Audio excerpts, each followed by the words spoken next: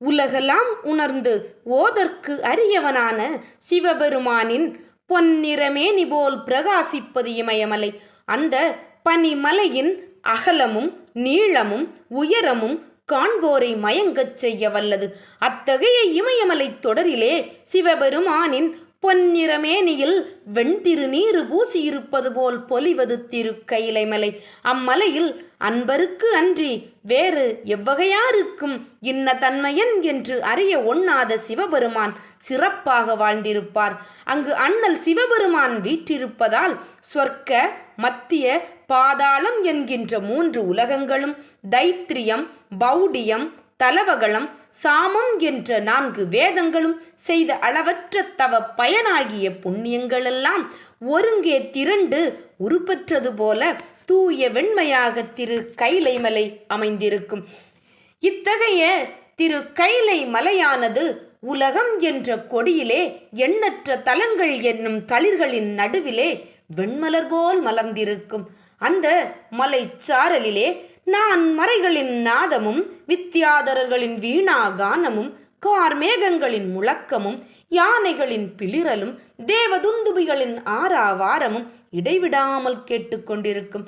குளிர்ச்சியான வானத்திலே அனந்தகோடி தேவர்கள் தலை வணங்கி சூழ்ந்து நிற்பார்கள்.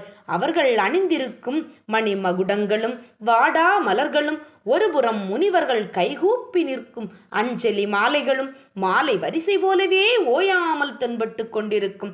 ஒருபுறம் 50 பூதங்களையும் தேவர்களின் பதவிகளையும் படைக்கும் வல்லமை உள்ள கோடி கோடி சிவபூத கணங்கள் படர்ந்து ஆடிப்பாடி கூத்தாடும் திரு கைலை மலையின் வெண்ணிறத்தைத்தான் என்னவென்பது? தேவநாயகனின் திருவடிகளை தரிசிக்க வந்த நான்முகன் தன் வாகனமாகிய அன்னத்தை வெளியே விட்டு செல்வான். தரிசிக்கத்தக்க காலம் அல்லாத காரணத்தால் அவன் மீண்டும் வெளியே வருவான். அப்போது ஜோதிமயமான கைலை மலையின் தூய வெண்மையில் அன்னத்தின் அழகிய வெண்மையும் கலந்து நிற்பதால் அன்னத்தை காண இயலாது அன்னவன் திகைத்து விழிப்பான். திரு கைலை மலையின் முதற் கோபுர வாயிலிலே திருமால், பிரம்மன், இந்திரன் முதலிய தேவர்களும் முனிவர்கள் பலரும் சிவனடியார்களும் நெருங்கி கூடி சிவபிரானின் திருவருளை பெறுவதற்கு காத்திருப்பார்கள். அந்த வாசலில் நந்தி எம்பெருமான் கையிலே பொற்பிரம்பு ஏந்தியவராய் காவல் செய்து கொண்டிருப்பார். இத்தகைய சிறப்பு வாய்ந்த திரு கைலை மலையின் அடிவாரத்திலே பக்தர்களான முனிவர்களும் சுத்த யோகிகளும் பல்லாயிரம் கூடியிருப்பார்கள். அவர்களுக்கு நடுவில் உபமன்ய முனிவர் என்னும் உன்னத ஞானியார் அமர்ந்திருப்பார். அவர் புலி முனிவரின் புதல்வர், சிவபக்தியில் சிறந்தவர். இன்ன தன்மையன் என்று அறிய ஒண்ணாத சிவபெருமானின் தன்மையை உணர்ந்து அந்த பக்தி ஆர்வத்திலேயே தலைப்பவர். துவாரகைக்கு இறைவனாகிய கண்ணபிரானின் முடியின் மீதே திருவடி வைத்து சிவ தீட்சை செய்தவர். சகல உயிர்களுக்கும் நாதனாகிய சிவபெருமான் திருவருள் தொண்டிற்கு ஆதி அந்தம் இல்லை என்பதை தெரிந்துணர்ந்து எப்போதும் திருத்தொண்டு ஆற்றும் பேறு பெற்றவர். அவர் குழந்தையாக இருந்தபோது அழுது ஆண்டவன் திருவருளால் பெற்ற பார்க்கடலை சித்தம் மகிழ உண்டு வளர்ந்தவர். ஒரு சமயம் அவர் மற்ற முனிவர்களுடன் சிவ யோகியார்களுடனும் வேதாந்த ஆராய்ச்சிகள் செய்து கொண்டிருந்தார். அப்போது திடீரென 1000 சூரியர்கள் ஒருங்கே திரண்டு வருவது போன்று பொங்கும் பேரொளி ஒன்று முன்னால் தோன்றியது. அந்த ஒளியை கண்டவுடன் அங்கிருந்த மாதவ முனிவர்கள் அனைவரும் வியப்புற்று உபமன்ய முனிவரை வணங்கி இங்கே தோன்றிய இந்த அதிசயம் என்ன என்று கேட்டார்கள். உடனே உபமன்ய முனிவர் மதிசூடிய சிவபெருமானை தியானித்து அந்த பேரொளியின் காரணத்தை சிந்தித்து அறிந்தார்.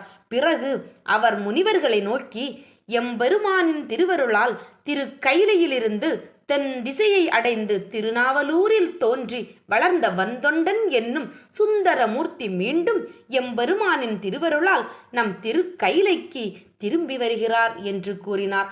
பிறகு அந்நீள் சடை மாமுனிவர் எழுந்து தம் கைகளை தலைமீது கூப்பிய வண்ணம் பேரொளி தோன்றிய திசையை நோக்கி ஆனந்த கண்ணீர் பெருக கும்பிட்டார்.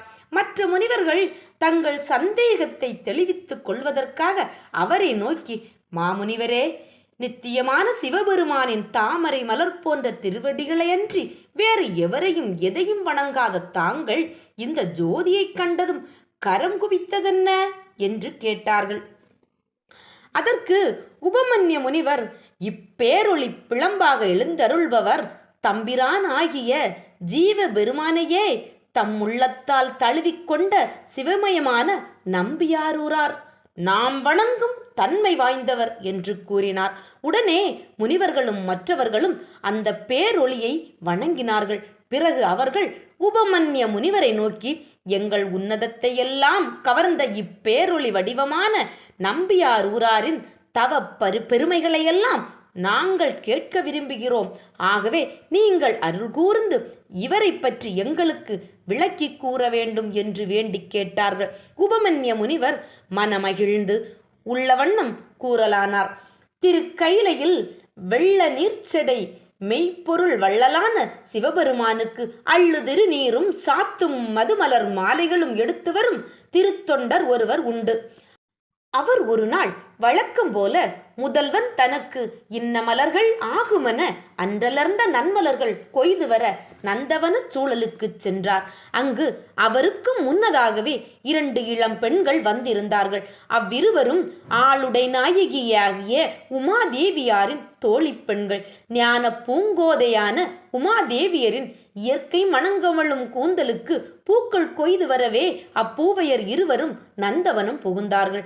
அவர்கள் அணிந்ததை கமலினி என்பார்கள். அணிந்ததையின் அழகிற்கு அளவுமில்லை அழிவுமில்லை. கமலினியோ ஆய்ந்த கூந்தலில் கந்தமாலை சூடிய காந்த அழகி. அப்பூவைமார் இருவரும் பூங்கொடிகளில் கொத்து கொத்தாக நறுமலர்கள் கொய்து கொண்டிருக்கும் போது ஆளாள சுந்தரர் அவ்வழகிகள் மீது தம் மனதை செலுத்தினார். வானவர் ஈசர் அருளன அவர் மண்ணிடை மனிதராக பிறந்து மாதவம் செய்த தென்னாடு வாழ்ந்திடவும் தீதற்ற திருத்தொண்ட தொகை பாடிடவும் போவதற்காகவே அவ்வாறு மங்கையர் மீது மனதை போக்கி ஆளாள சுந்தரர் காதல் கொண்டார். காதல் மங்கையரும் ஆளாள சுந்தரரின் காட்சியையே தங்கள் கண்களில் கொண்டு மெய்மறந்து நின்றார்கள். பிறகு தங்களை உணர்ந்து அப்பாவையர் பார்வதி பிராட்டிக்காக பனிமலர் வரித்து கொண்டு ஆளாள சுந்தரரின் உள்ளம் கவர அன்னம்போல் நடந்தார்கள்.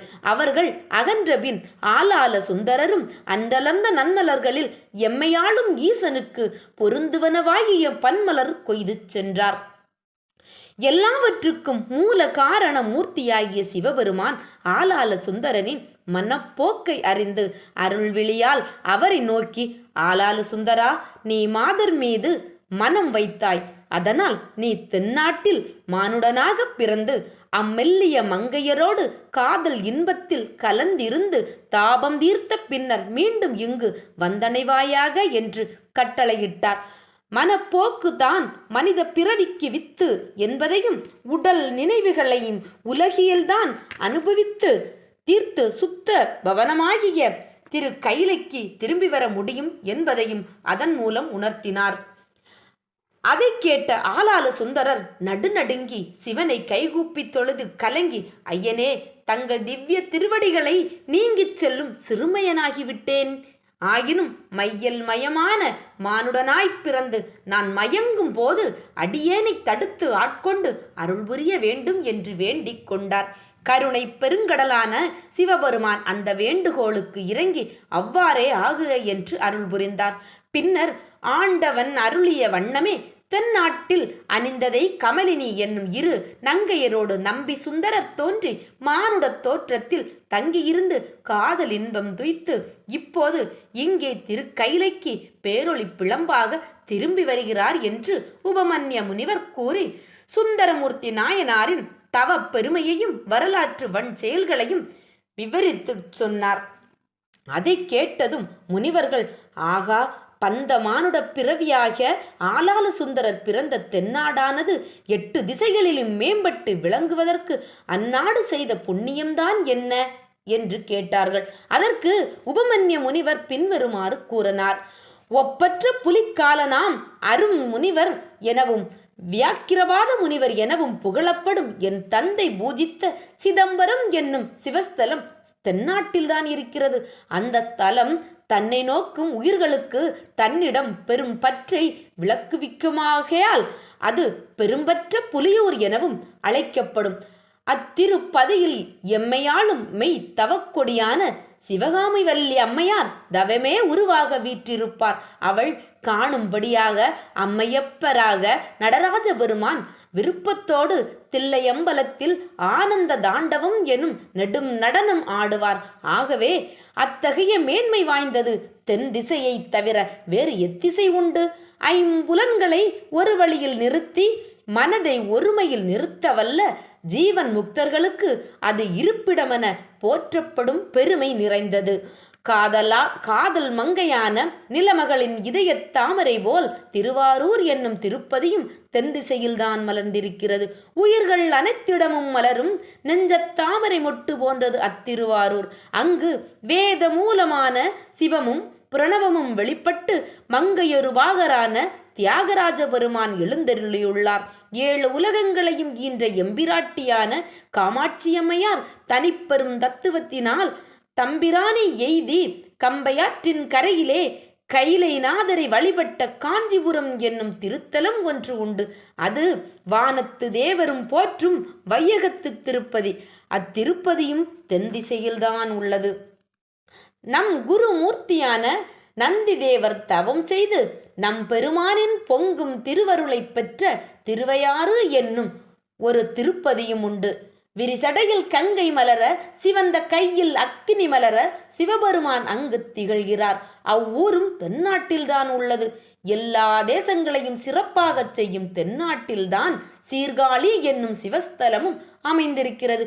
இன்னும் எம்பெருமானை பூஜிக்க தக்க புண்ணிய ஸ்தலங்கள் பல தென் திசையில் இருக்கின்றன.